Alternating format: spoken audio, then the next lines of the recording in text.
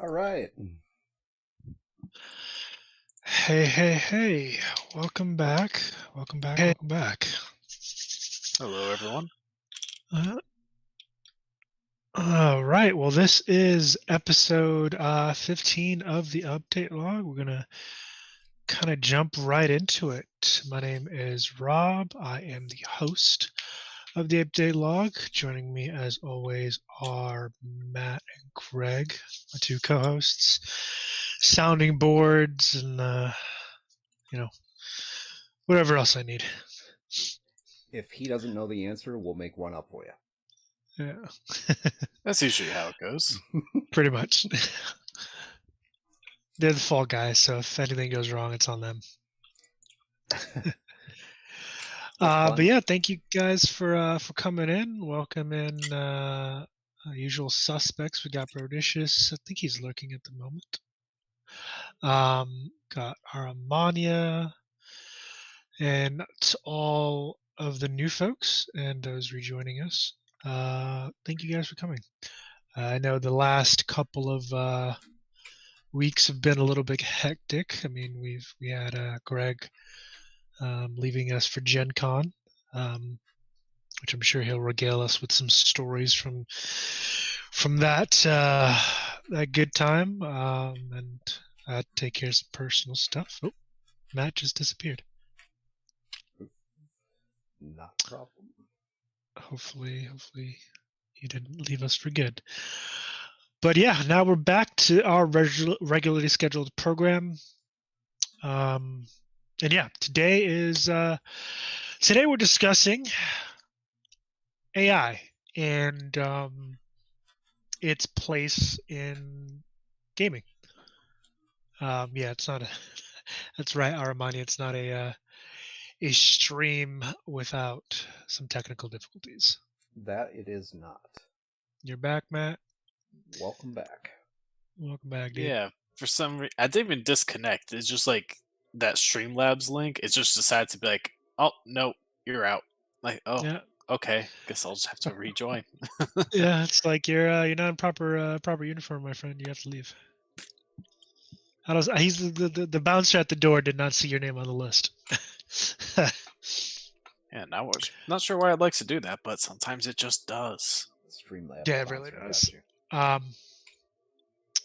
But yeah, we're talking today. We're going to be talking about AI, its place, in the gaming sphere. As I'm sure all of our reviewers know, AI has been a very hot topic. I'd say the last 5 years, most definitely, but probably the last 10 years. It's been coming up with some regularity, and now, I mean, for those of us who were back in the 80s and 90s, the early versions of virtual reality and AI and all that jazz were not what they are today. Let me tell you.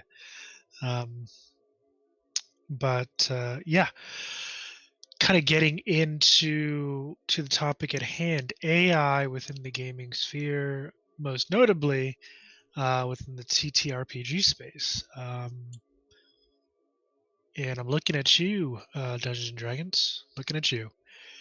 That's kind of going to be one of the bigger portions of the discussion, primarily with some recently leaked information regarding Wizards of the Coast's move to how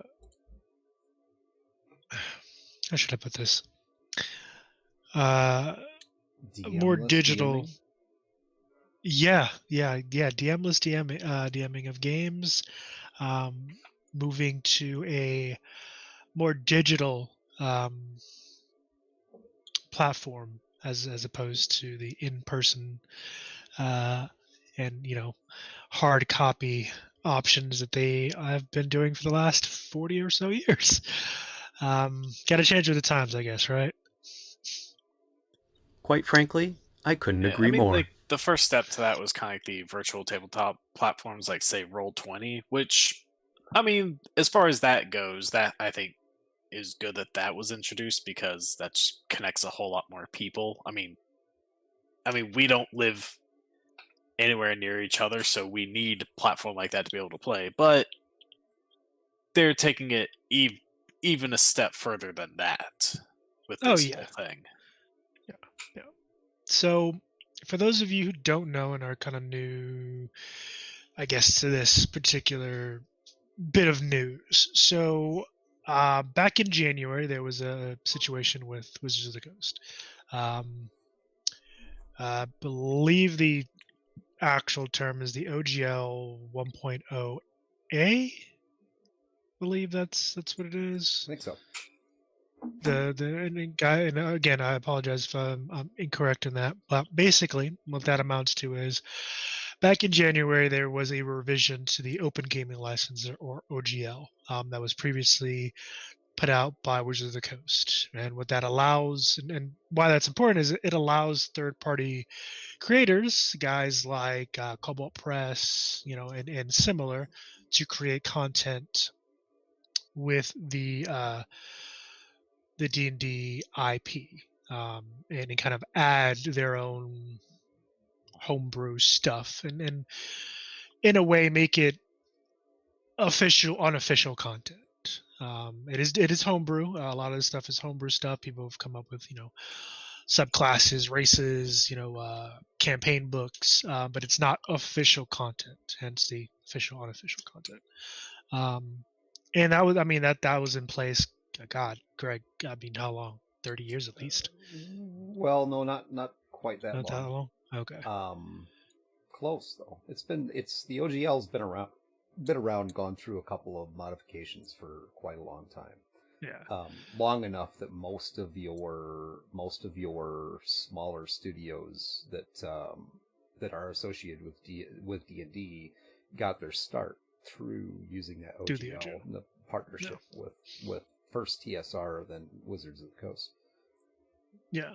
So yeah. So to give you guys some context, it's been around for a while. People were using it to start their own studios, and then create content for the community that they love. And again, for those of you guys that don't know, homebrew content and the homebrew community, because there's a community around it, are what kept, at least in my personal opinion, they're what kept D&D relevant. And this was before all this, fanfare around Dungeons & Dragons. This was back when Dungeons & Dragons was still a niche game where, if you played it at the high school, especially in high school, you got laughed at because you were a nerd or a geek or whatever, or dweeb, because you were playing Dungeons & Dragons.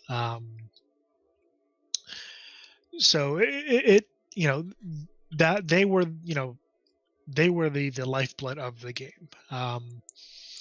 Fast forward to around last 10 years ago, or so, you had guys like Critical Role and all those folks coming out of the woodwork and kind of making D&D, for lack of a better way to put it, mainstream.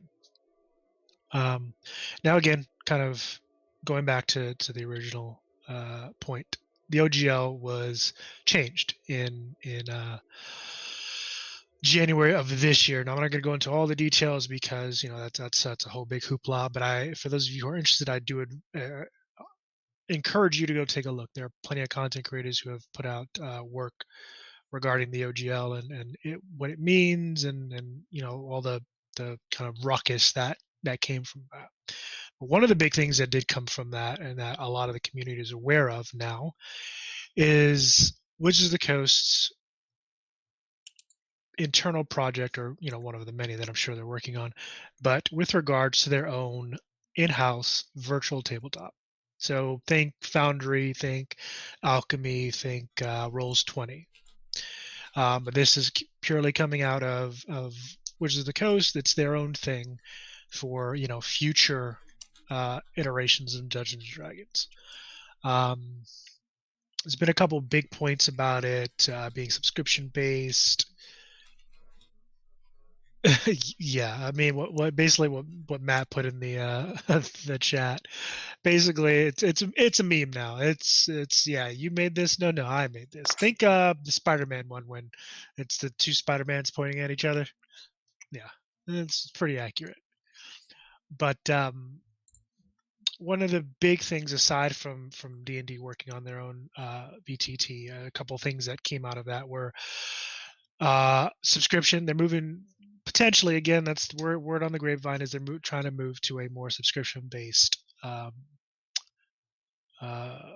platform. Think D&D Beyond, where you pay your sub, you get access to all your stuff, all the things. But one of the big key pieces there, and this is kind of what has the community now a bit in an uproar, is the AI piece. And again, I know most of the people here are aware AI has been kind of a big button topic for a lot of industries, tech, medicine, you name it. It's they're probably looking into implementing it. But now it's come to the gaming space, primarily in the TTRPG space, where, as Greg mentioned, Wizards of the Coast is, in their own way, pushing for DM-less games in the future, meaning AI would replace a human DM and would run your games for you through this new Wizards of the Coast created and sponsored virtual tabletop, which is kind of ironic considering Wizards of the Coast and D&D are kind of the forefathers of tabletop gaming, which is at its core supposed to be something that brings people together, not people and AI. Anyone said, come on, guys, really? Yeah, and recently has been more particularly AI art now has been confirmed and admitted by WotC to have been put into the latest Glory of the Giants compendium that's supposed to be coming out soon. I want to say it's next month or the month after, but it's soon. Let me see when that is actually good. Some notes on that piece, because so through the kind of like images and stuff that they had put out for the announcements and stuff of Glory of the Giants, people did discover that the some of the art was made using AI, which if I recall, it wasn't that it was completely generated from AI, or at least according to the artist who made it, but rather that they used AI to kind of clean up parts of their own work. Mm-hmm. But the signs are still there because AI has oddities to it. Now, six fingers, hands is looking weird. That's how you can tell right off the bat if the hands and fingers are looking weird, if the feet are odd. Yeah. Hands. A lot of times eyes as well. Mm-hmm. Especially if it's like a non-human character. Once you get more stylized, eyes get very difficult to do. But anyway, so when people were finding that out, WotC was saying like, "Oh, we didn't know that the person was using AI," which that's arguable considering how open the artist was on even on their Twitter bio and stuff like that about using AI, and some of the WotC's own plans that we just discussed for using AI DMs. But they did say they're going to be essentially recommissioning every piece of art that was going to be using AI to be just like handmade. Yeah, they're gonna try. I think for this initial print, since they're already printed, it's really nothing they can do about it. But they finally, and that's a big thing about this for those in the tabletop RPG community, is that a lot of companies, Paizo, one of them, I want to say Cobalt Press as well, but I'm not 100% sure on that.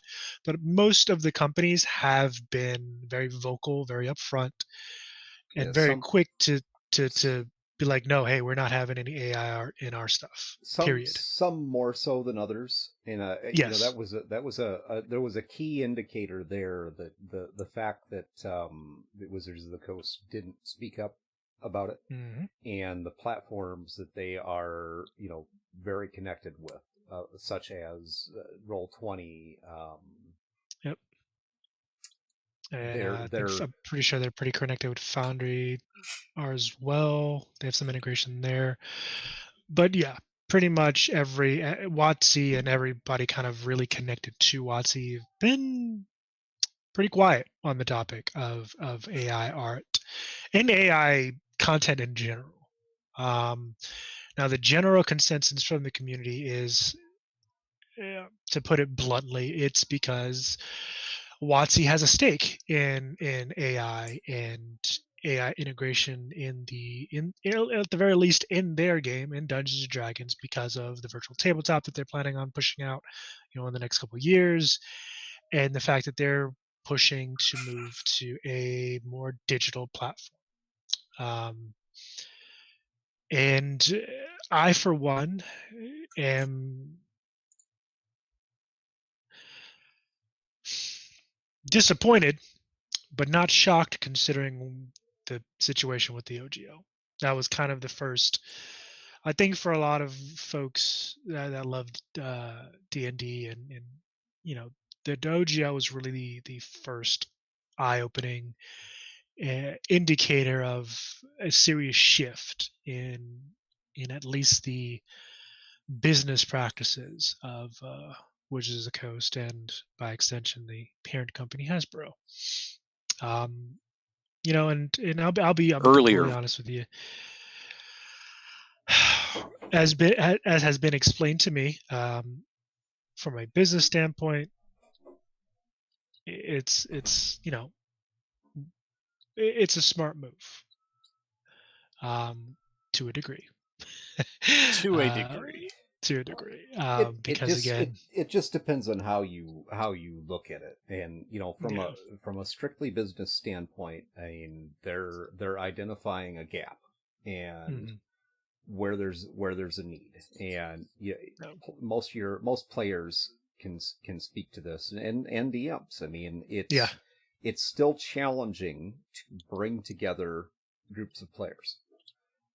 In a lot of cases, just last week, or week before last, down at Gen Con, I talked to a lot of people who were, really looking at getting into the Cyberpunk game, and for a lot of them, it's either they already had a group that was playing some other game, predominantly D&D, or and those folks were not really ready to transition over yet, or they just couldn't find players for the new game that they wanted to play. So the conversations out there about is it really a lack of GMs or good GMs, or is it just that connectivity piece? Now, if you're looking at it from the standpoint of it's a lack of good GMs for the players that are out there, and the fact that there's a growing community of pay to play that's out there as well. I mean, there's a lot of very talented GMs that have decided to put it on a paying basis, where they offer to run games for people for a small fee. And some people are more than happy to do that, just simply because that you're going to have a consistent game and it's going to be a good quality story. That's where WotC comes in and looks at those things and sees, okay, so there's this growing community around my opinion. There's this growing community around this where you have, these people that are willing to pay to play these games if they just have a GM. So it makes sense in that standpoint for them to look at that market and say, well, we can get a piece of that market. And then where they're testing this product, I mean, just bringing up Baldur's Gate 3. Fantastic game. Yeah. Definitely is, it's setting records. People love it. It's all over the place. And it's a good game.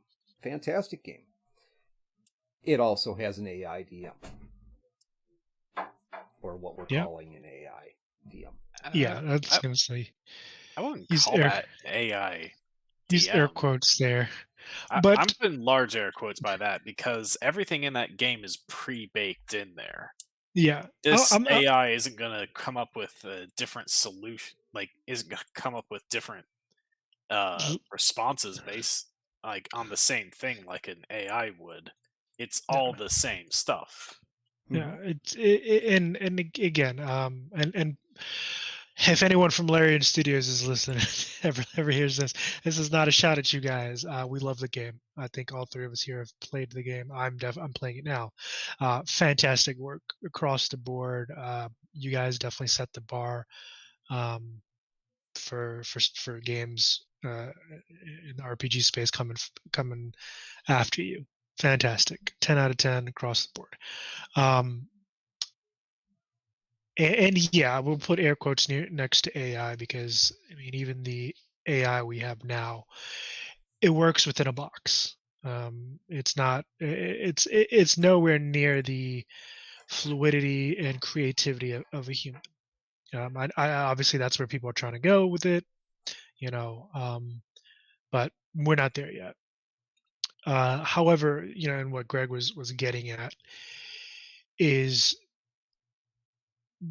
the success of Baldur's Gate 3 is definitely, maybe not intentionally, but definitely a proving ground of, hey, a digital piece of content without a physical DM can still lead to good story, can still lead to a good, in this case, game, but a good D&D session, right? Um, and that's kind of the general consensus of the community. It's that they're going to use this as a reason to be like, hey, or a reason to point to, like, hey, look, you guys enjoyed Baldur's Gate 3. We're doing something similar, with this whole AI thing. Now, recently, D&D and WotC and what have you have put out a statement. We're going to kind of circle back here. A statement addressing Glory of the Giants and the AI uh, that was used to kind of polish up the art, as Matt was clarified earlier. And basically, I'm summarizing here, paraphrasing a little bit, but basically they are stating that when it comes to AI art, that's not going to be in any of the any more of their compendiums and handbooks going forward. However, they failed to mention things like story, which is a really big piece, especially when it has also been confirmed that WotC, while they may not actually, let me pause that. We're gonna rewind a little bit, back a little bit. So a little bit, a couple months ago, maybe a little bit more, maybe around the time the OGL came out, it was confirmed that WotC may not be putting out AI-generated content, whether it be art or story. However, and they did say that in a tweet, but they left out one key piece. They may not be producing it. However, they have partnered with a third-party company called, let me pull that up real quick, unless one of you two can remember the name of it. Something like Explorer, something close to that. Like, essentially, Wizards of the Coast, they put out a tweet saying like, "Oh yeah, no one at Wizards is working with AI, for this whole thing." And of course, they conveniently leave out the detail that, yeah, no one at Wizards is working on it, but someone outside of Wizards is. Yeah, So it's one of those things where it's like, hey guys, we technically didn't lie. They just weren't also, they just because they weren't telling a lie doesn't mean that they were telling the truth. That's essentially what it came down to. Right. Because yeah, yeah, there is someone working with AI, and it is yeah. a third It party. is a third-party studio nicknamed Explored. Explored. Okay. So it's close. Yeah. Yeah, it's Explored, and they are basically partnering with them for whatever content that they might be bringing to the table. However, now I've just recently looked up an article. It says Hasbro has now said its deal with Explored won't extend to D&D in any capacity. We shall see. We shall see. And here's the thing. Here's the thing, guys. They say that now, and they can say that now all they want. But as the AI craze finds its footing, and potentially, and again, if this does come to pass, AI, I use air quotes there, becomes more integrated in daily life and more integrated in other parts of the gaming community, because it's going to happen. I don't see Hasbro, especially with as the parent company, really sticking to that, because at the end of the day, it's going to make them money. Yeah, because like after the OGL debacle, a lot of people lost faith in Wizards and Hasbro. So and they haven't really done anything to earn that trust back. So Nope. when they come out and say something like that, there's going to be a lot of doubt, and very understandably so. So, Yeah. and we do know that they have been looking for ways to monetize players more, because because the people who are buying the adventure books, like the core rule books and all that stuff, those are your DMs. Then you have the players who don't usually pay anything. So, in a group of 5 or 4 players and one is DM, only one of them really paid anything to be playing the game. So WotC/Hasbro, whoever's making the decisions on this stuff, probably Hasbro, they're looking for ways to essentially monetize all those, I'll say this with air quotes, freeloaders. And that's kind of what this DM, I mean, in their eyes. Oh no, I agree. They And look, that's what this whole like DM-less games are about. They're trying to provide a service that people will obviously pay for to just play. Yeah, and that's the thing, guys. I don't know if we've mentioned that, but there will be a subscription fee for this virtual tabletop, and I believe the current or the purported, data mined base price, and this is the base price as far as I know, and I could be incorrect in this, is $30. That's for the base. That means you'll probably get access to the VTT itself, a couple of the base rules. It'll be similar to those of you who ever had like a quick start pack, like a jump start kit, essentially. It'll probably be as base as that. And if you want anything extra, if you want to do homebrew stuff, that I know has also been data mined and confirmed. If you want to do anything homebrew, you got to pay extra. Of course. Like the thing that kind of blows my mind about that is $30 a month seems very steep, because like what is I guess there's a lot of details we still don't know.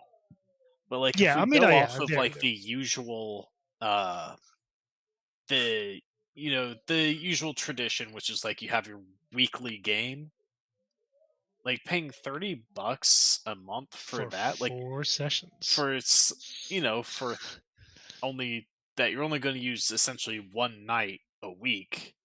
I mean, compare that to pretty much any other service you're getting there, like streaming services, like Netflix or all sorts of other stuff. You're not paying that much, and you could use that all fucking day.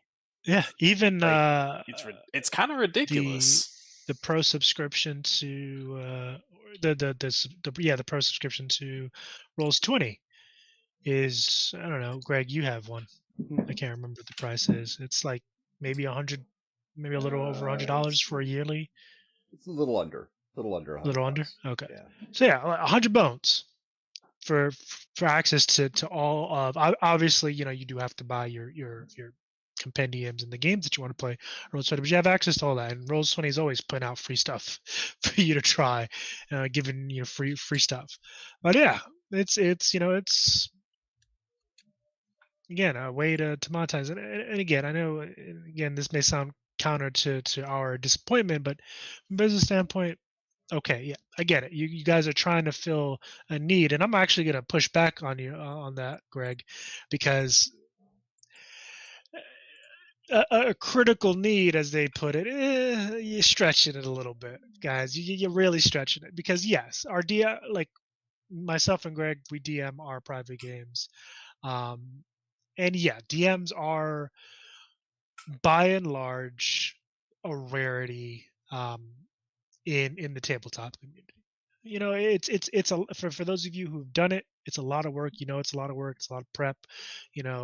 And it can be a little bit much for some people. So most people would prefer to be a player, especially if you're new to the system. If you're new to the system, you would prefer to be a player for a bit, so you get an understanding. However, and my counter to this is Rolls20, Foundry. The advent of the virtual tabletop has made finding a DM for your game, as Greg pointed out, even if it's a paid DM, even if you have to pay to play, easier, far easier. And the reason why it's easier is because it's removed the larger barrier to entry, and not necessarily in finding a DM, but getting people together in one space to play the game. That, to me, is the critical issue. It's not finding a DM, especially not anymore. It's getting everybody together in one space, in the same space, to play the game. Now, you get to sit home, jump on your computer, and play the game. And you can be halfway across the world from each other. And you can have fun. So that whole excuse that Hasbro put out is just that, in my opinion. It's a bullshit excuse for them to make more of this. Well, so here's the thing with me, because for a moment, let's just assume that what they're saying is correct, that there is a need for DMs that they're trying to supply with this whole thing. We'll for the situation, we'll assume that that's true. The problem then is the nature of their solution to that, because like as we just said, the most natural one would be actually kind of set up a like Wizards of the Coast backed, paid DMing style, where you actually have people backed by the company being paid to be DMs for people. That's actually not a bad idea. Yeah, and people that would be a pretty smart idea. Yeah, and that would get the classic, D&D experience, because these people it's real people. The problem with using AI for that is what form exactly is this going to take? Because if we go with the idea that this is going to be like essentially trying to be the most real D&D experience as possible, with all the freedoms included, I genuinely do not think an AI is capable of A, remembering all of the rules, B, being able to keep track of the story consistently. Like, all of those things. Like, because, there was a case, and this is going a bit outside of the... That's the truth. Outside of the realm of gaming, where lawyers tried to use AI in order to look up cases, because they were in some sort of case. I forget what the whole issue was even about. That's not even the important part of this. But they tried to use an AI to look up previous cases that would help support their own, like what they were trying to fight for in the case. And the problem is that it pulled up non-existent cases, things that didn't exist, and it said like, "Oh yeah, this happened." So if that's how it went, and I believe they're using ChatGPT for that. And if that's the case, that's the first mistake. Yeah, that's the truth. And the thing with that is, like, if that's how it is, how can you expect the AI to properly keep track of the rules, because D&D, the rules are not simple. There's a lot in there. And so how do you know it's going to be able to keep track of all of that and not just make random things up from time to time? 50 And years, 50 years worth. yeah, and Yeah. like 50 AI years worth of generally, rules. yeah, and AI also doesn't have good memory. It's only going to keep track of the most recent events. If it's a long-running campaign, it's not going to remember who X NPC is that was all the way back. It's not going to be able to keep track of any overarching story. It's going to be about the now. Yep. I mean, the long and the short of it is the AI that we have that we are seeing now. Number one, is not real AI as we all understand it, unless they've changed the definition. But it's just, there's in no way, shape, or form any AI that's going to replace the creativity, the spontaneity, and the ability to adjust on the fly of a human being. It's not happening. Because, as Greg said, there's 50 years of iteration and rules and gameplay mechanics in D&D. And honestly, depending on the situation or how your players present their spell usage, their ability usage, or the thing that they want to do to you, as a DM, and now Greg can back me up on this, sometimes you have to homebrew a rule. You have to homebrew a ruling. All the time. Yeah. The rule of cool, as they call it. Yeah, You know, you have to homebrew a it rule. may not work based on the rules, but it's just cool, fucking or works. it works. So it makes sense. You roll with it. Well, Exactly. I mean, you have multiple types of players that are out there. That's really what it comes down to. You have multiple types of players that are out there, and you have those people. And I just want to back up for just a second because I want to disagree with something that was said earlier, and that is that only DMs are buying the products. That is just simply not true. For the most part, the products in the TTRPG community have been marketed to GMs, DMs. Okay,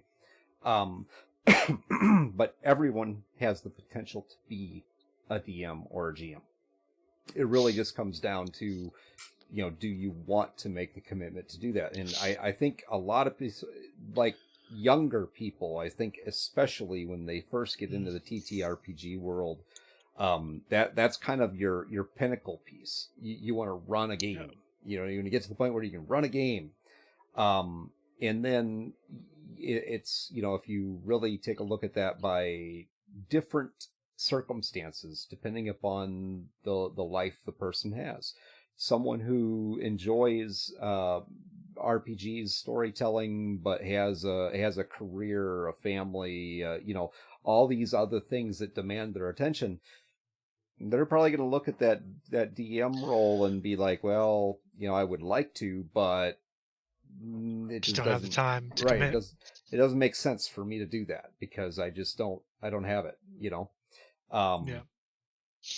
And then you have the folks that just have a lot of time available to them, and those people generally are going to try to run games. Whether they're any good at it or not is a different story, but they're going to try. And here's the thing with this: most people are going to want to have the lore, the some of the information, mechanics, stuff like that. They're going to want to have that to themselves. Now, before the internet became what it is today, that meant they had to go buy the books or borrow the books from their GM or whatever it happened to be. So you ended up with a lot of people that were buying the books. Now it's a little different because you can go out and do a search on basically anything. And you can get a lot of that information. It's still not the original information. It's not, hey, I have the book, or I have the PDF, or I have this or that. But you can find it. It's out there. I promise you, it's out there somewhere. Oh yeah, yeah. You could find a free copy of it. Right. So then, when you're looking at the players themselves and the DMs and how this relates out to AI. The people who are very, very rule centered, and they're very focused on wanting to follow the rules. And you do have those type of players that do exactly that. They're your rules Nazis, I guess you could say. I don't know how to refer to them. I think the popular term is the rules lawyer. There you go. Rules lawyer, that works. Yep. That person is not so much interested in the group story. They're only interested in their story. Rob, fix your camera, please. I would say that's I'm probably tr- dependent on the person. I'm trying. It keeps freezing. I think a lot of us are more interested in. I mean, everybody wants to tell their own story, but it's really about getting together with a group of people, your friends, group of people that you enjoy spending time with, or that you enjoy playing these games with, and creating and telling a story together. Your individual piece is, yes, going to be in there, but it's about telling that story with this other group of people, and that the DM's job is to create the framework for you to do that. Now, when they're telling the story along with you, right? And it's collaborative. Those people are going to struggle with the AI piece. I'm going to struggle with the AI piece. I like the interaction. I like to be able to sit down at the table with a group of people and play a game and actually have those spontaneous things that happen. Have people that are playing their character and doing the things that they, in their mind, what is their headcanon about their character, and playing that out. That's what I like. That's the draw for TTRPGs to me is the camaraderie and being able to share the experience with other people. Make those memories, In my opinion, people, AI is not going to be able to provide that. You might as well just go play a video game, because that's essentially what you're getting. Just go play Baldur's Gate 3 instead. There you go. Yeah, just go play Baldur's Gate 3. And I actually do highly recommend go play Baldur's Gate 3. As magical as that is right now, that too will pass. Oh yeah. Eventually. But I think it'll be a well-remembered game. But yeah. Another thing with the use of the AI is that I've back in the day I messed around with AI Dungeon, which was a website that used an AI model to essentially write text-based adventures, where you would type in a prompt and it would come back at you with something, which there were some fun things to be had there. But and I imagine that, at least hopefully Wizards would plan to use a bit more sophisticated model. But the thing of pretty much anything I've seen AI with that works off the you give it a prompt and it comes back to you with something, is that you cannot give it anything too detailed, or it's going to miss a lot of the details if you want to do. That means as a player, you would only really be able to do very basic actions. If you want to give a detailed description of what your character is doing, or God forbid, make them do more than one thing, I don't know if AI is going to be able to keep track of that, and it's only going to have you do one of those things probably. I wrote some games like that back in the day, Matt. Yeah, and DOS, the old Apple IIe's, absolutely. But that's the beginning of creating algorithms, where you put something in and it decides on a response to you, and that's essentially what we have for AI today. That's the piece that's missing, that human piece. And when it comes to games, I just don't. There are going to be people out there that will adapt easily to it and enjoy it. Absolutely. They're going to think, wow, I got a AI DM, and I can play whenever I want to and whatever I want to. And I don't know what the system is going to look like. I don't know what they're going to offer. But for $30 a month, they better offer a lot. Yeah. And Yes, you they know, better. I can't see it being worth that. No. but it's, you know, that experience. Here's the danger. The danger is this, that gets introduced on the major platforms that are out there. Okay. And, you know, 10 years or 20 years from now, we're facing the same thing we did face coming into like the 1990s, the early 2000s. I remember this specifically when the conversation came up about role-playing games. Okay, especially early 2000s, you'd say role-playing games, and people would automatically think computer games. Automatically think computer games. You ask somebody if they played D&D, and they oh yeah, I played that. And what they were talking about is the early D&D type games that were for your PlayStation or on your computer or for your Xbox or your Sega or whatever. They weren't, you know, we're speaking two different languages, because they were talking about this computer game that they played, and I'm talking about tabletop RPGs. I'm talking about actually creating story, not just playing through some story that somebody else created. And I'm not trying to take anything away from the devs, the programmers, the people who create these games, because that's, you know, there's a lot of work and investment that goes into creating those games, and you know, keep doing what you do. Fantastic. But the crossover of AI trying to come into the TTRPG realm, and the artist realm, where we're essentially looking at how are we going to replace the artists? How are we going to replace the writers? How are we going to, you know, replace the people that are actually creating the artwork that goes into these things? And whether that's a deliberate action or not, I don't know. It definitely, from a business standpoint, would be a whole lot cheaper to have a computer generate all this stuff than to go out and pay an artist to do it. You get it quicker. You get tons of it.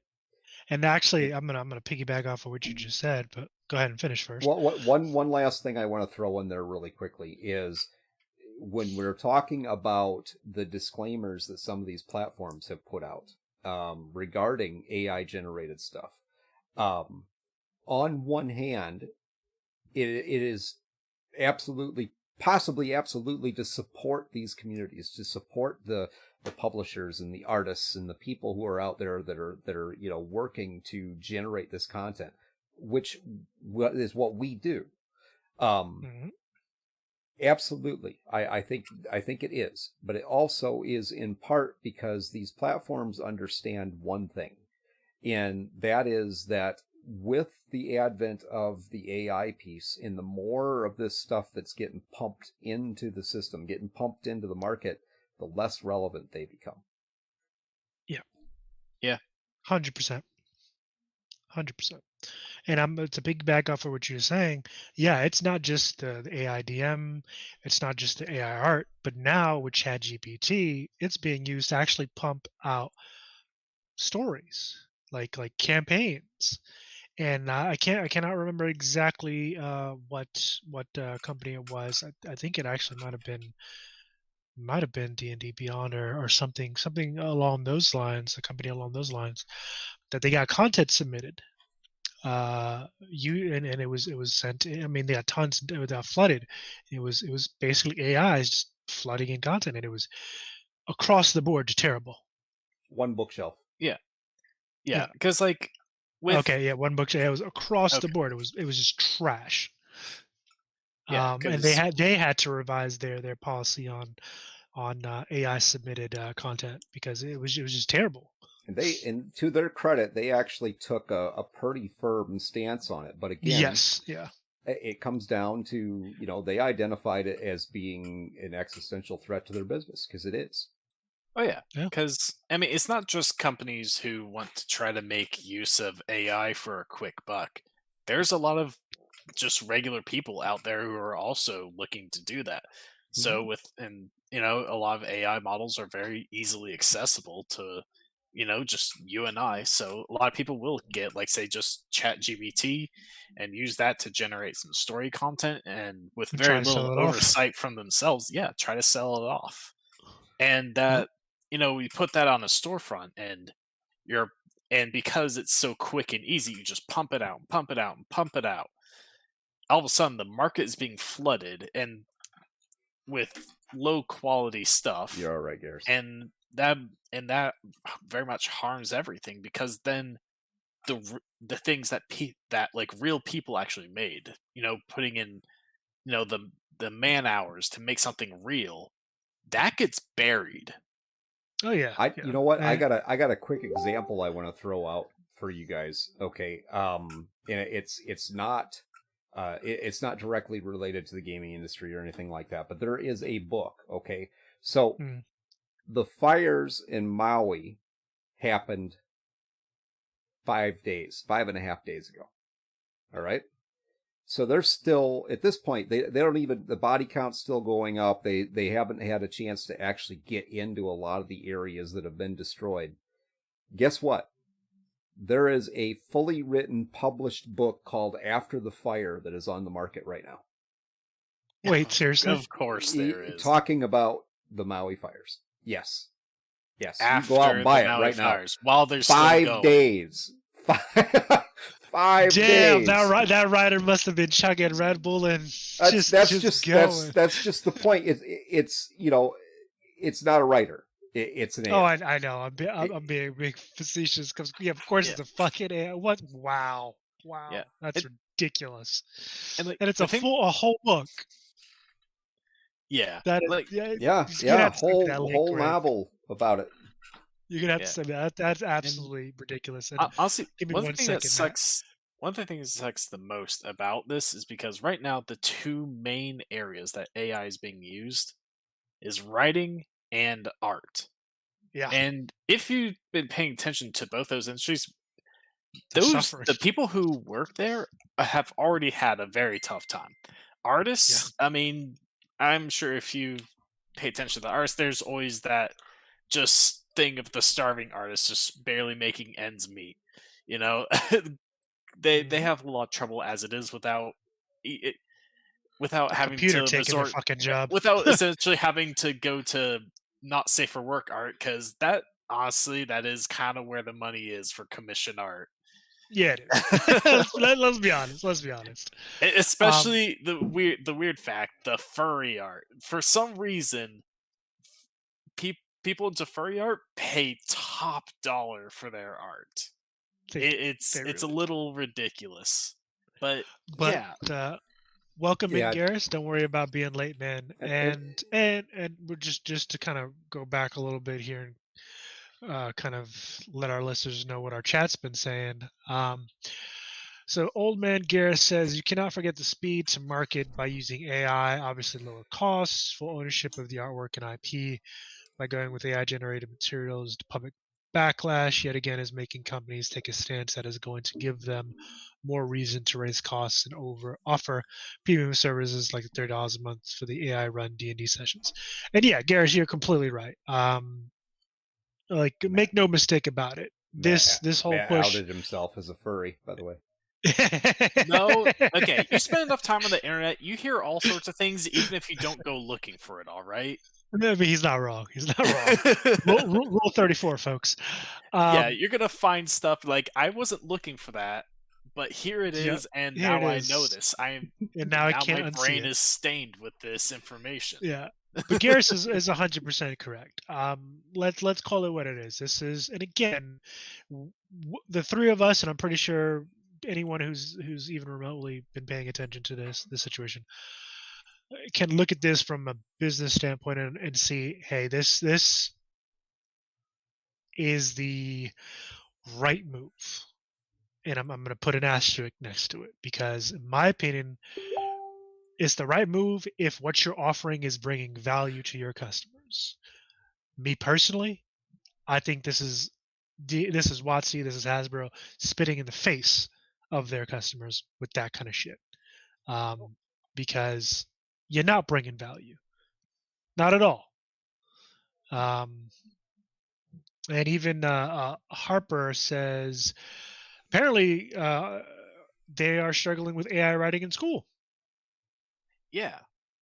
Wow. Okay, sure I didn't see that being a thing. For essays, like students trying to write essays. I'm not surprised at all. Yeah, I'm not Like, surprised. I'm not surprised at that actually. yeah, but like when it comes to like value, like from a company standpoint, that's not they're not trying to provide value. They're trying to provide a way to earn money for as little effort as possible, and AI provides that for them. When it comes to the customer, I mean, already we know the price that they're going to go for, $30 a month, which that's a hefty subscription. Most subscription services you find for entertainment purposes aren't going to be that much. Yeah, Like that's the as I base said before, like price. streaming That's supposed services, base price. Is yeah, $30. that's a hefty price for so that they're gonna have to provide a hell of a lot of value, which I don't believe they're going to be able to provide because again, they're using AI. They're using essentially the easy way to But get here's the thing, this. Matt. I'm actually going to counter that. It's not that they can't provide it. Is that they won't provide it because they can sell you the solution to the problem with a higher tier. Oh yeah, That's what they're going to do. I mean, creating a problem and selling the solution is unfortunately a common business tactic. No dudes, the Empire's But, pretty chill. Maybe you could I mean, like honestly, join the, it or the something. proper. I would take $30 a Thank you, month Moon Girl. if it was a live DM. You know, like an actual paid DMing, not an AI. I think an AI DM. I mean, honestly, that's $10 if even. Honestly, it's just. Well, just I don't think it's going to be nearly worth that amount of money. They're just trying to get as much money for as little effort as possible. That's I would be the whole.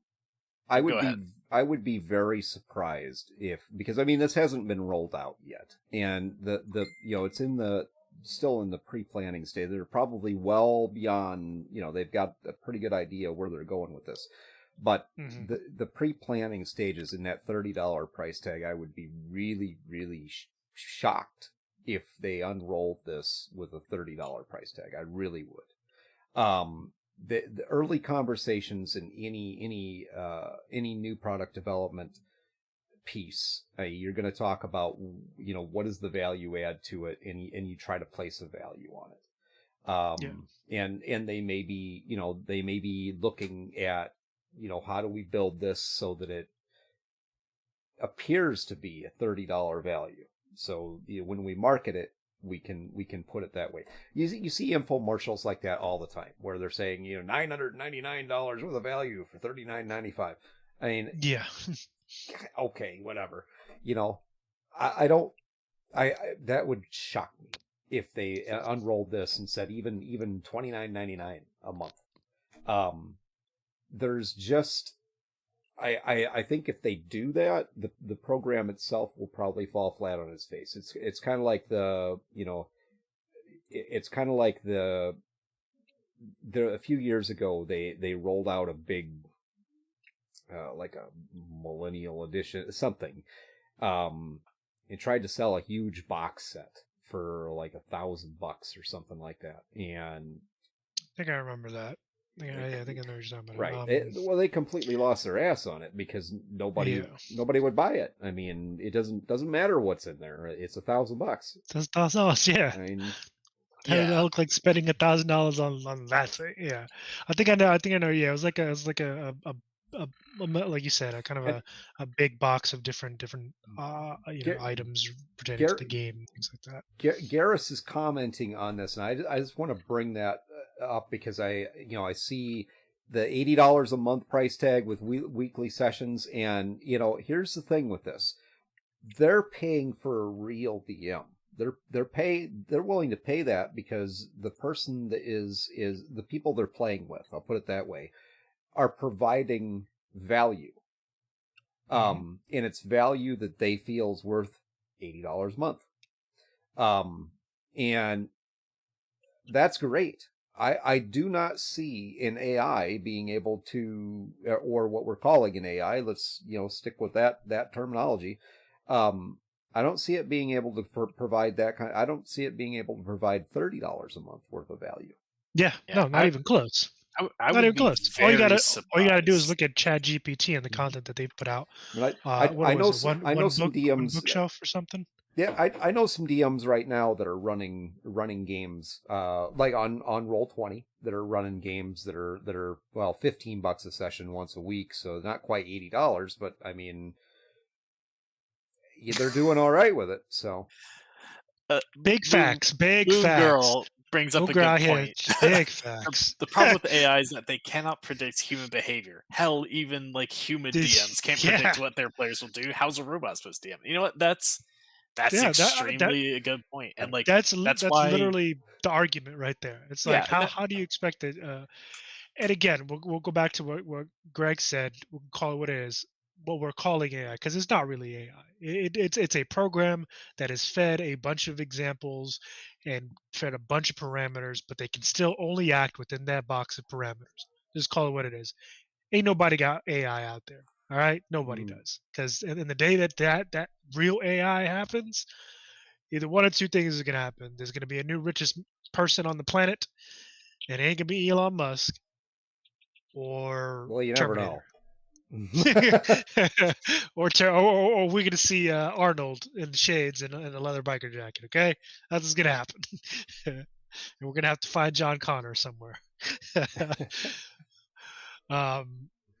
So yeah, that's literally the argument. Is you're gonna have they're banking on the fact that an AI, quote unquote, will be able to adjust on the fly and really interact with the players in the game the way a human would. And it's just not going to happen.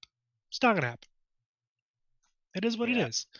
And on top of that, for me personally, on top of all of that, they're trying to quibble, because that's what they're doing. They're quibbling with no one at WotC is working on any AI thing. No, because you hired it out to a third party company. Like we wouldn't like. Here's the thing, you guys like. I don't know if people at WotC and Hasbro are, I don't know, got blinders on, but if it's on the internet, it can be found, and there are people who are really good at finding that. Well, but people are still paying for it too. That's Yeah. Garrus brings up a really good point here in what he's talking about. And that's the how much are people actually spending right now, and it's a lot. I mean, there's a lot of money that's going through. This is true. He's making a good point. I got 2 weeks ago. I working the booze for Artel Sori, and I tell you, probably I'm just gonna guess and say 70 or 75% of the rings, just coming off the tables that I was working, were $120 each time. Pop, pop, pop. So I mean, people are spending. It's obviously that's to Gen Con. It's at the convention. People are planning to spend some money, and they get some deals there as well. But it's just when you really look at that. I mean, I myself have spent a ton of money on books. Very true. Yeah. The thing though is that you're buying those books. Mhm. This thing is going to be a subscription service.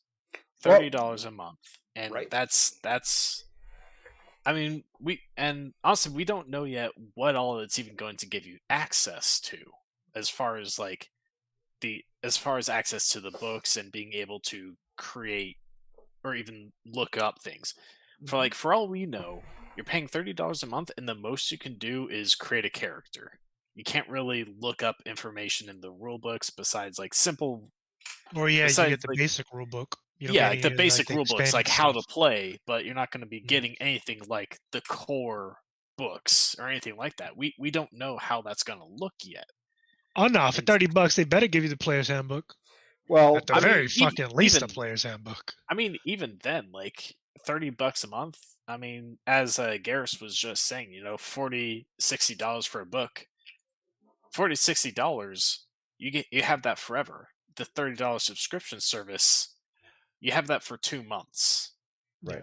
And if you want to keep it, you're going to be paying out the wazoo.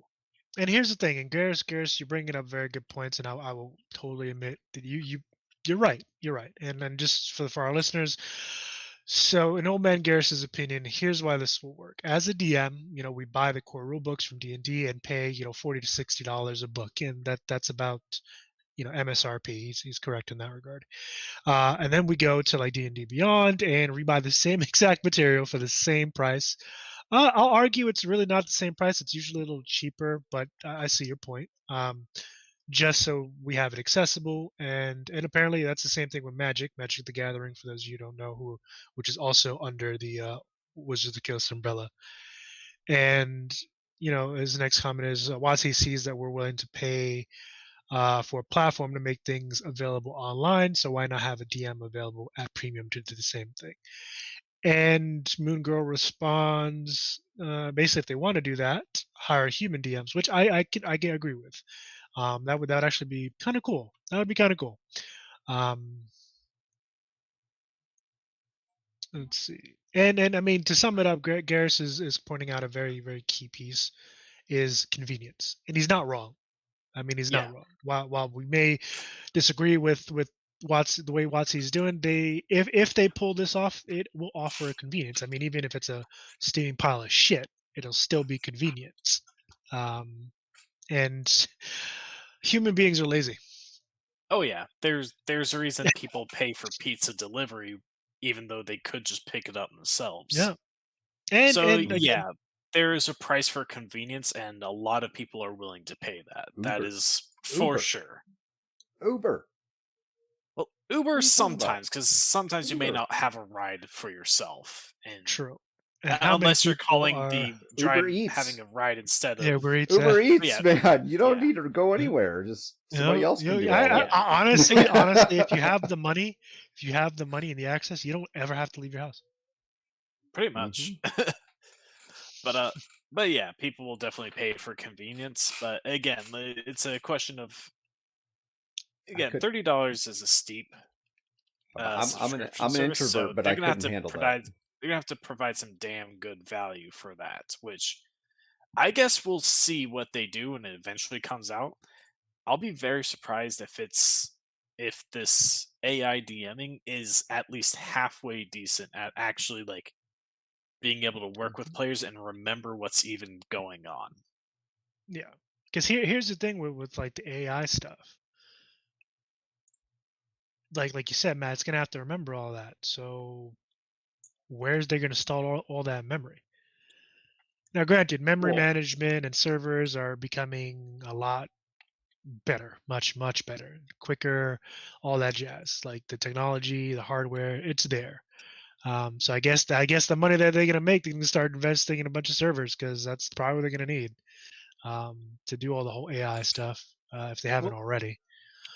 Well, most AIs, like language models such as ChatGPT, will only keep a memory of I forget what metric they use, but it only goes so far back, and it's constantly clearing the stuff behind it. Well, it's constantly it would have to constantly clear stuff, because like any memory storage, it'll degrade over time. You'll be forever playing one shots. Yeah, pretty much. No campaigns. That's exactly how it is. Just one shots. That's just how the AI works. Unless WotC is gonna pay for these like extended memory servers, which I don't think they are. Those AIs aren't going to be able to be capable of anything like an overarching story. It's going to be, like Greg said, one shots. That's all they're going to be capable of, because they can't keep track of anything longer than that. Yeah, the memory storage, that's the next tier. That's not $30 a month. That's that's $200 a month. That's $100 a month. Next thing you know, you're fucking mortgaging your house just to play some D&D. What a steal! And look, I may not have a place to sleep anymore, but at least I can the AI DM remembered my character's backstory. Yeah. Right? I'm having to go to the library to play your D&D game. And remembered I'm a halfling and not a gnome. Jesus. But yeah, I mean, again, I there's a push across the board in all industries for this whole quote unquote AI bit. So again, the gaming industry, TTRPG space is not singular in this push. for me personally, it's just the way that WotC has gone about it. Again, the quibbling, the oh, we're not doing this. No, come on, guys. You already tried that bullshit with the OGL. You got found out. When are you gonna learn your fucking lesson? You know what I mean? Yeah. Like Like, just they fuck, don't have yeah, trust. just grab your balls, man up, and be like, yeah, this is what we're trying to do. This is why we're doing it. You know, if you did that, at least your players would have some fucking respect for you as a company. Like, all I right. feel a bootstrap speech coming on here. No, it's just annoying. It's like, come on, guys. Like, the truth. Here's the thing: the truth is going to come out eventually. Someone's going to find it, Yeah. and then you're gonna look like a fucking idiot. Yeah, it's that obviously when it comes to I have no love for WotC. I absolutely do not. And here's the thing: WotC, I'm cool with. It's Hasbro. Let's just call it what it is. We're gonna call it what it is. It's Hasbro. But the executives at WotC are probably. I mean, yeah. It's hard Probably to say involved. exactly where a lot of these decisions come from, but it's likely that a lot of them probably do come from Hasbro.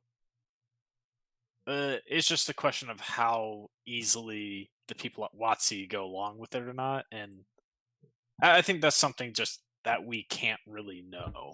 Yeah, like Honestly. So I it's mean, hard to make the distinction between the two. At the end of the day, it's coming from that camp. At the end of the day, the decisions, whoever's making them, however they're getting the information is getting disseminated, it's coming out of Hasbro WotC. Period.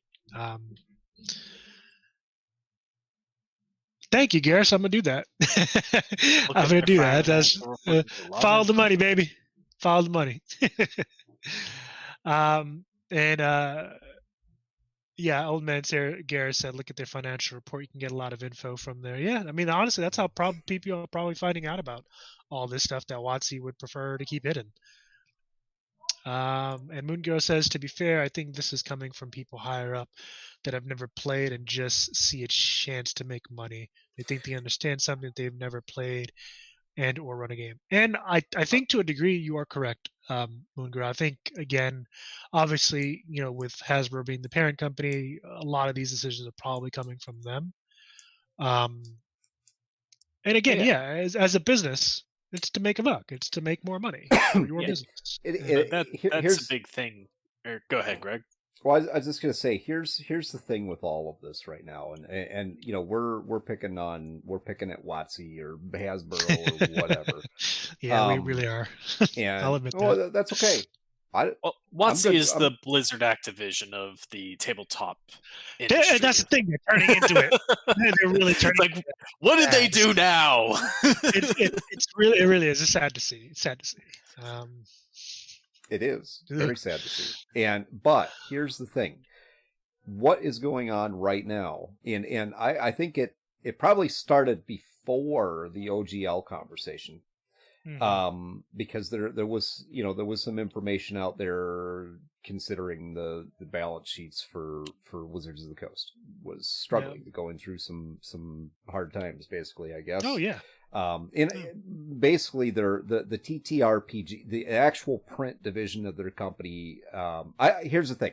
I don't feel sorry for them one bit, and I really don't think that they were in any serious trouble at all.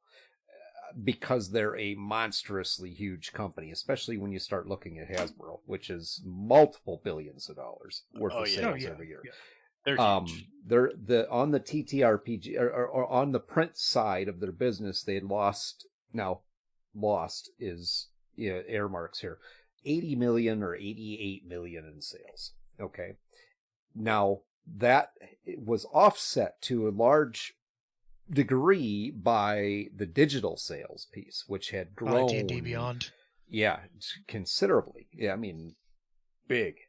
But they focused on the print piece to it.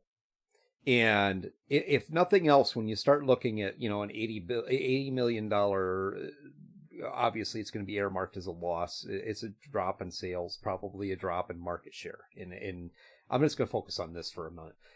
The market share piece to this, because of what they've been doing in the market and how they've been treating, first off, their customers, which are your business to business transfers, the businesses that they're dealing with, the artists they're dealing with, the writers they're dealing with, all these people that are, in that chain, in that supply chain for producing this product and then getting it to the end consumer.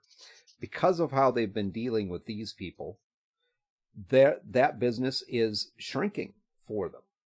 And it's not just people stopping buying the product. That's really been proven because the market is very healthy. What's happening is these people are going to other sources, such as Cobalt Press, Free League Press, Artel Saurian, Trollboard Games. I mean, these companies are growing at the same time that WotC is losing market share. So the market's still there. It's still very much alive. It's just the money's not going to WotC anymore. And they've realized this and began to transfer their business into this digital platform. And two things happen there. One is profit margins are a whole lot higher on the digital stuff because it's a lot easier to sell that IP. Mm-hmm. All cut into profits, yes. Because you only have to make it once and you can sell, that one multiple times. Where print's a little different. Yeah, you're only making it once, but you still have the physical printing piece that you have to deal with as over Old Man and over Gare and over said, again. supply chain issues, printing materials, and having them shipped to other countries, import fees, government taxes, and distribution. Essentially, they as he said, they all cut into profits. Whereas the digital thing, you make it, you slap it on your store, boom, done. Yeah, all the customer has to do is just download. Add to cart. Add to garden. Yeah, add to cart and download. Right. Again, that's going back to one of Old Man Garris's previous statements, convenience. Mm-hmm. And that's a convenience for both the company and the consumer. Because now we don't have to keep like a bunch of things around and potentially lose it. Which, I mean, there is owning things digitally from a consumer standpoint does have its downsides. Yep, they are there. Yeah. And here's the thing. I know we're kind of veering off the original topic. I mean, it's all revolving around the same thing. But rules of acquisition number 2: best deal is the one that brings the most profit. Yeah, that's pretty accurate. But here's the thing. I personally don't have an issue with digital content. I am one of those players that started in high school, so 21 years ago now. I started with 3.5. I've also played 3rd edition. I mean, I played all the editions actually at various points in my life, but those are the ones I started with. And I love the books. I love the physical copy. I have nothing against digital though. It brings convenience to both me as a DM / player, and then other players and other customers. So I get that. But I think for me, their push for the whole AI stuff, whether it be art or content, even though now they're saying they're not allowing art, we'll see how long that lasts. That's the big problem. Is they're trying to cut out, especially with the AI DM part, they're trying to cut out a critical piece to the table, which is the DM. They're the other storytelling component, along with the players, and they're trying to cut that out. Because tabletop games, whether you're playing Monopoly, Risk, Dungeons and Dragons, whatever, like those games, I mean, at least in my opinion, they were made obviously to tell stories and stuff, but to bring people together to tell those stories, to play those games, to enjoy them together.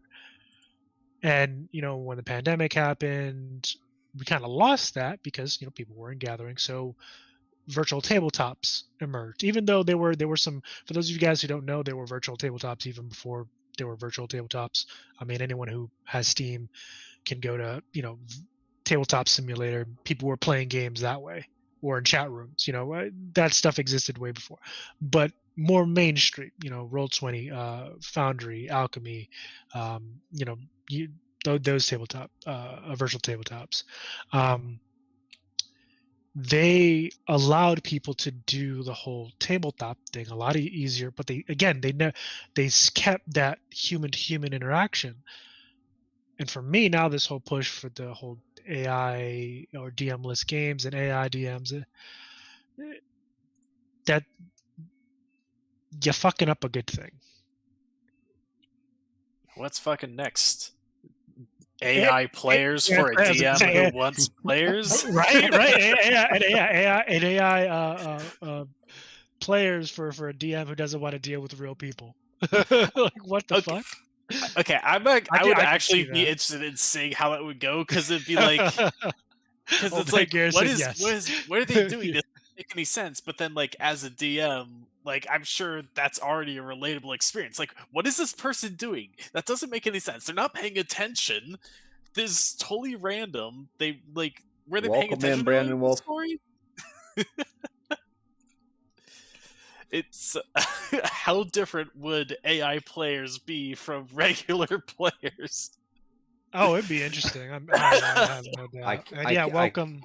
I could welcome actually Brandon see Wolf some. Gaming. I would actually love to see like someone stream that kind of experience trying to DM for AI. I think that would be hilarious, honestly. No. You would have to be a certain sort of special to really want that to be. I'm not knocking anybody. I'm just wow. Why would you want to play? I mean, again, if you want to play with a bunch of robots, just go play a fucking video game. Look, there's a reason I said the streaming part, because then you get to share your suffering with the audience, and that's the important part. That's the important part. It's entertainment. For me, it just goes back to I just, what is the reason? Not what is the reason for creating that stuff? I get that, and it's definitely profit driven, and that's whatever. It's a business, okay, and more power to them. Run and jump off that cliff as fast as you can. I'm all about it. Please, I will. I will even help you. But for me, it's it's got to come back to the why are you doing it? Why are you engaged? Why are you playing a TTRPG? Why are you into the role playing? Even for the video games, even for RPG video games, why are you doing it? You're doing it because of, and everybody has their own reasons, but these are mine. Story, number one. I love a really good story.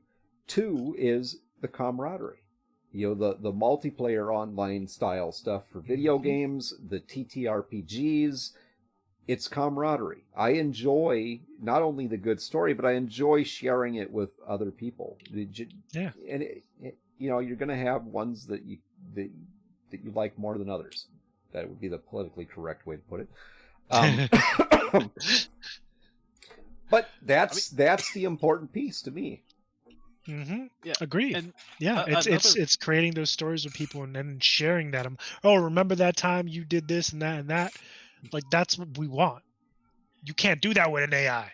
Remember that time? No, AI chat GPT does not remember that time. Yeah, well, another big fucking use for you. Another big part of why RPGs are popular is just an important thing to mini games, and that is the aspect of just self-expression.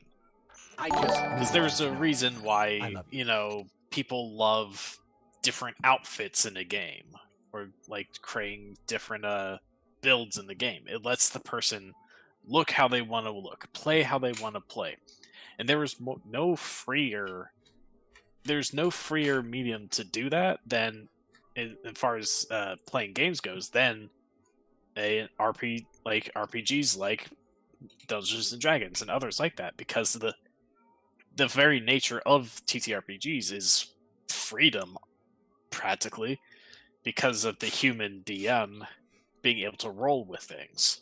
Right. And that's the biggest element that D&D and TTRPGs has over, like, say, a digital RPG. Whether it's like, even Baldur's Gate, as well as they've done having multiple solutions to several problems, they're still limited. Yeah, They're still oh, yeah. limited to only things that that that have they already been that are pre-planned. baked in the game, and you cannot solve it a different way than is already possible in the game. Meanwhile, in a TTRPG, you can come up with some batshit crazy plan to do this thing, and your well GM is going to be enough. like, "What the fuck are you on about? Okay, give me like 20 minutes to think on this crazy thing you just said." Yep. That's the freedom. That's the self-expression where you can truly do things how you want to do. Yeah. And in the hands of AI, though, I mean, Not gonna happen. it's there are two things that I see happening. A is where if they try to keep it as freeform as possible, the AI isn't going to be able to keep track. The second option is that they limit the scope of what is possible in this, $30 subscription gaming service so that the AI can keep track of this limited scope. So what you can do and what it can do are very limited compared to what is normal of a D&D game. Which I feel like that might be the case, because otherwise I feel like trying to replicate a true D&D experience is going to be a utter complete mess. They're going to have to scale it down to make it actually work. That's what I feel. I agree with you, Moon Girl. It's like trying to be a digital choose-your-own adventure book. Yeah. Yeah, that's probably honestly what it's probably going to be. Is exactly that. Yeah, and just to break off for just a moment here. Yeah, obviously I was down at Gen Con this last couple of weeks here, and the amount of stuff that's out there that's being published and pumped into the market right now is phenomenal. And some of it's really good. Others lack to be desired, but I guess it just depends on your own personal taste. The reason I even bring that up is you look at all of the different conventions that are going on right now. You look at the growth in this industry right now, and all of the things around it, all the capital that's being put into it. You got the D&D movie. You have all the things around Cyberpunk and Cyberpunk 2077 and any other games that are there. You have companies like Free League Press, which have developed games based on classic movies such as Alien, Blade Runner, Lord of the Rings. I really don't see that individual piece going away. Is there a market there for the cheap AI generated content, having AI DM or whatever it is? I'm sure there is. But is it going to replace what we have right now? I don't think so. No. The future may tell a different story, but especially with looking at how strong the marketplace is right now, I don't think so. And the one thing it can't replace is the desire for people to create and tell good story. And there are so many of us out there that's really why we do this. It's really why we're into the TTRPGs, and is to use our imagination, create good story, and then have a platform to share it. Well, hopefully it's good story. I'll put it that way. And AI doesn't get it done when it comes to that. So that's one whole, and I don't know how much of the market is that. I assume it's a pretty good sized chunk of the market. But AI is not going to be able to approach those people. They're just not going to go to AI. Now they may use it. They may use it for, to help advance what they're already doing, which you see the flood of AI generated material that's already being done because people realize that there's this, easy way to generate content and pictures, whatever it happens to be, art. So they go and they take advantage of that. I've done it myself, not writing, but as far as pictures go. And why not? It's there. It's easy to use, relatively cheap. If you want a good AI generator where you can keep things consistent, then you're probably going to have to pay for it, like a Midjourney style thing. But there are free options of online AI generators that you can use that are, I mean, they're good too. So that's my 2 cents on the whole thing. When you look at, and the reason I bring up the Gen Con piece is a little bit about what we're doing right now, because we are building our business in the content creation sector, and really looking at what partnerships we can form out there and begin to create some content for folks and get stuff out into the marketplace. Graciously, we have been offered an opportunity to do some work, not for, but using Free League Press's games. So we will be creating some new game streams in the very near future, based on Free League Press games. And we're also looking at other options that are out there. Possibly even The Witcher from our Ross Talsorian games. But that's all going to be individuals, us, running those games with real players, not AI players, although sometimes I wonder about Matt, but that's beside the point. Not What was even, that supposed to not mean? even. And Greg, I think you might have forgotten another piece there. There's so many. Yeah. Go for it. For those of you who are part of our Discord, and Nightbot just did us a favor and dropped that information in the chat. I highly recommend, number one, you guys join the Discord so you guys can be kept up to date. You can talk to us directly when we're not on stream. But there is a high likelihood that we all, myself, Matt, Greg, and a couple of other people will be at GaryCon this coming March. I think it's March 21st to 24th, something like that. Off the top of my head, I'm trying to remember. But we'll be at GaryCon, essentially. Yes.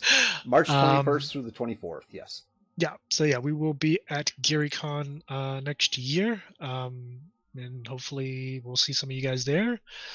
And, like Greg said, we as a business, we are putting together some of our own content. So hopefully by then we'll have some stuff out there for you guys to play test, to try, to experience, play with us.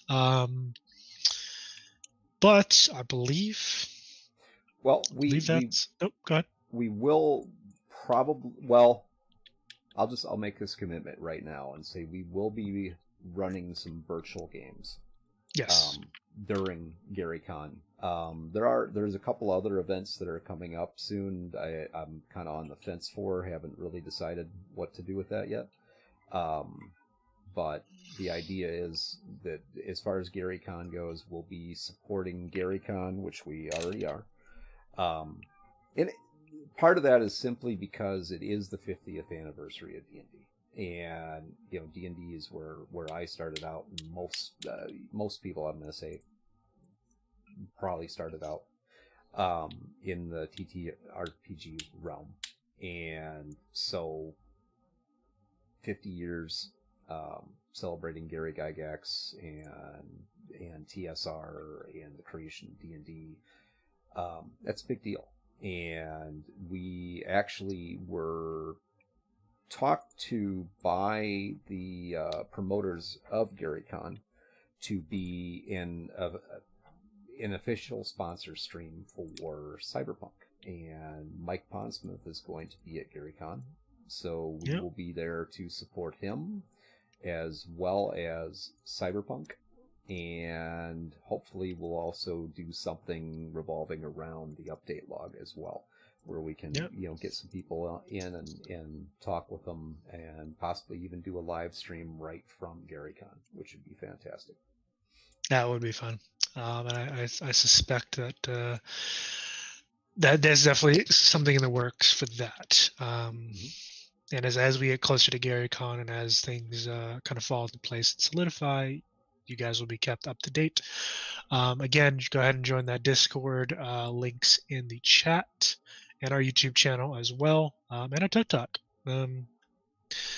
But with that, unless anyone has anything else they want to bring up in our chat or Matt, Greg, I believe we can kind of call that episode 15 of the update log.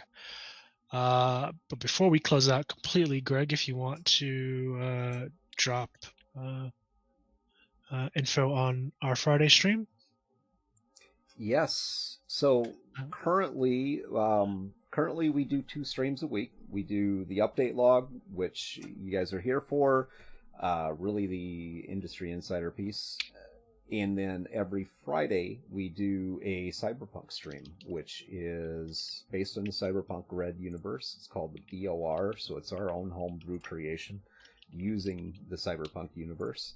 And we occasionally also do breakout sessions where we'll do a one-on-one to kind of go through the life path of each individual character, which gives the character a chance to, or the player to actually flesh out their character a little bit, and it gives you, the audience, a chance to kind of get to know the character a little bit more intimately and find out why they are the way they are, or what got them into the position that they're in. We have one coming up. It probably is, it may be this Thursday. No, will not be tomorrow.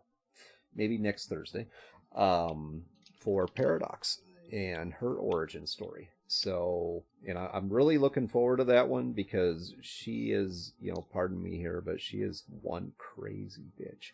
So She really is. I'm really interested to see what this turns out to be, and what the story is behind, how did Paradox become Paradox. And then definitely join us Friday for the Ghost in the Machine Part 2, which is going to be it's a continuation from last week's episode. If you would like to go and watch some back episodes, please do check out our YouTube channel. But yeah, it'll be a continuation from where we were, not right where we were last week, but really building into that story and learning a little bit more about our character, our friend we're talking about right now, Paradox. Yep. Well, but with that, thank you guys for joining us on this Wednesday evening. We'll love to see you guys here every Wednesday.